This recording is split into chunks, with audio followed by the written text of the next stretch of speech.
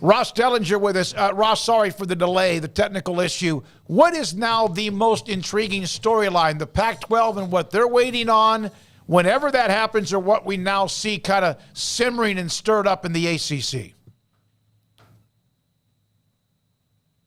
Hello? Yeah, you're there. You go ahead, Ross. Sorry about that. Yeah. Hey, Dave. Sorry about that. That's okay. I had a little phone issue here. I'm not sure what you asked. I assume it was about the ACC. Your first half was cut off, but quite a couple of days down in Amelia Island as the ACC athletic directors met with Jim Phillips, and I think some of them are coming out like right now actually, and they are they're talking to media, and it's what you'd I think what you'd probably expect. It's a lot of we're all together in this. We're okay. We're moving forward, but for sure there's been some anxious moments the last few months in the league over the revenue gap, and as I reported yesterday, 7 schools that had kind of coalesced and had met several times with one another and had reviewed documents at the headquarters in Greensboro, and we're seeing how they potentially what the options were, which could have been, getting out of the GR in some way, the grant of rights, which they're bound to for another 13 years, or dissolving the league altogether to get out of the GOR. So there was a lot of solutions, but as I wrote yesterday, none of them were great. None of them were great solutions. And it doesn't look, I wouldn't think that this thing would move forward. And I think there was a lot of, maybe you could say, come to Jesus in Amelia Island over the last couple of days. So, Ross, this new money will come from the playoff and postseason revenues that, with the 12-team playoffs, are about to explode for everybody. The new money will, yeah. I mean, everybody will get a cut of what they want to do is the big discussion the last couple of days was a revenue distribution model, a new revenue distribution model. In the ACC right now, it's revenues distributed equally across all schools in the league, and I think there are schools in the conference that want an unequal distribution where the shares are based more on merit, merit-based revenue distribution model where you would have it unequal, and all that revenue is TV. It's a lot of different monies, right? It's TV money is the main one, although we're told that TV money is not going to be involved with this model they talked about the last couple of days. So it'll be money from the CFP and money from the NCAA basketball tournament, from the NCAA in general. All that stuff will be more so distributed unevenly now. Maybe in the league, they're working in agreement there. But yes.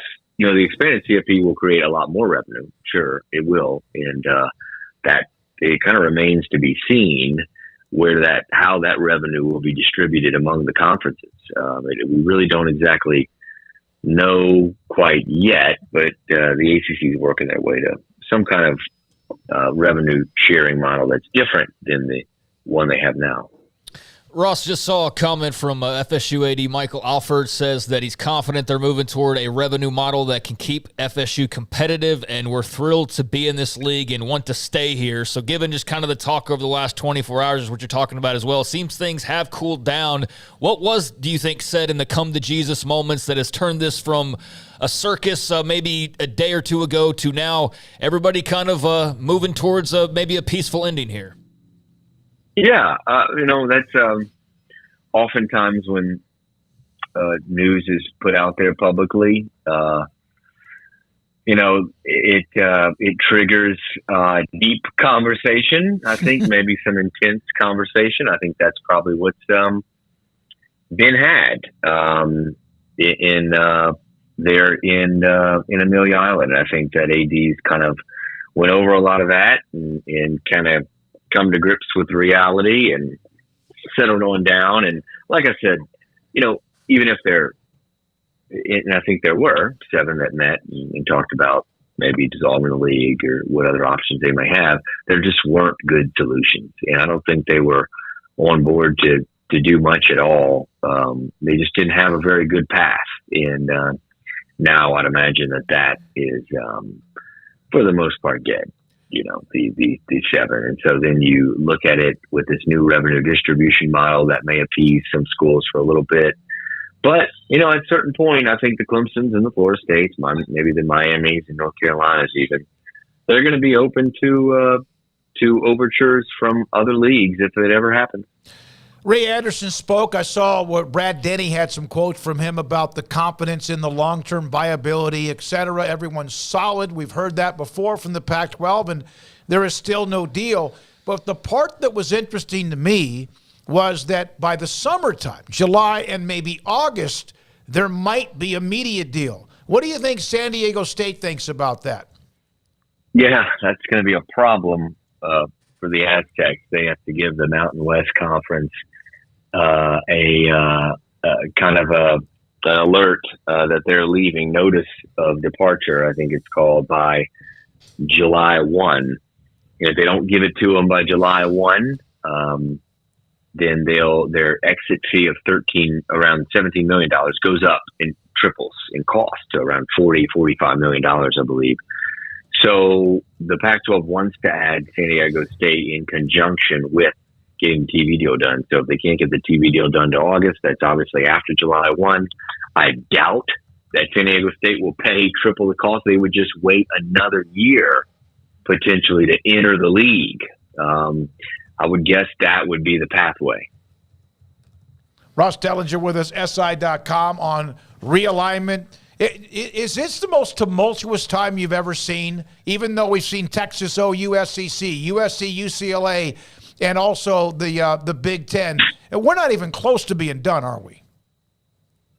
No, we're not. We could have a long summer. I think the Big 12 is being pretty aggressive, and Brett Yormark wants to expand, wants to add 2 or 4 members. As I wrote yesterday in that story, and then you've got the Pac-12 media deal that's dragging on, and then you got all the murky situation that is the ACC. So it seems like we're going to have quite a busy summer again.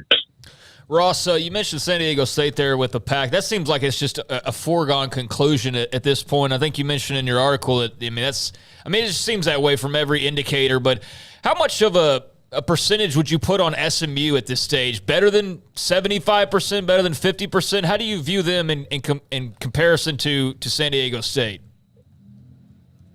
Yeah, well, I think San Diego State seems a little maybe more along the lines of being a done deal with the Pac-12 as opposed to SMU. I don't know if I put a percentage on it, but I think I think it probably is above 50% that SMU ends up in the Pac-12. But you never know how these things go. San Diego State feels a little, longer, a little more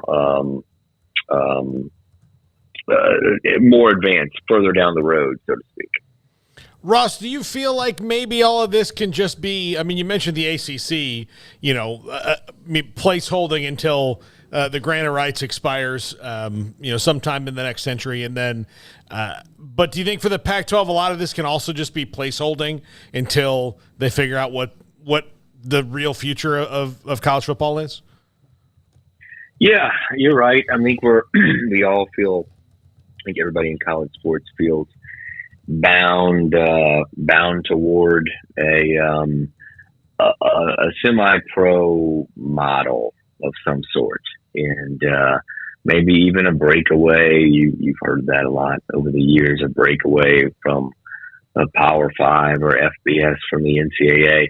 We do feel like we're heading towards some kind of big cataclysmic type of situation like that, which is probably partly attributed to the NIL and the athlete compensation situation. Ross, thanks for your time, man. We appreciate it. As always, the column yesterday that kind of shook a lot of people up with what's happening with the ACC. And then, of course, you heard the term the Magnificent Seven. And now today,